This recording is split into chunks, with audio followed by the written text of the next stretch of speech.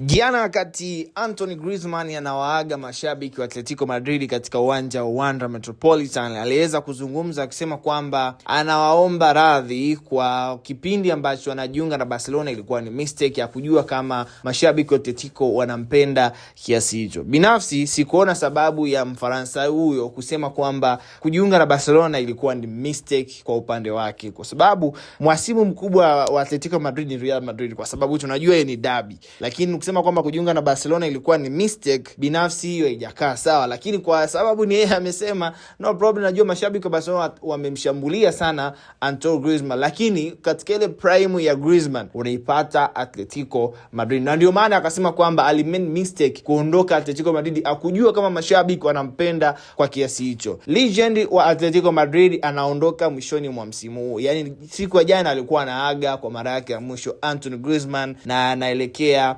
sehemu nyingine. Neno moja kwa Antoine Griezmann, kwa hapa Tanzania unafikiri ni mchezaji gani ambaye yeye amemade mistake, alienda katika timu fulani then amerejea katika timu yake, alifanya katika timu fulani akashindwa kuperform, kaja katika timu yake akaperform? Drop jina la mchezaji huyo katika comment wanangu.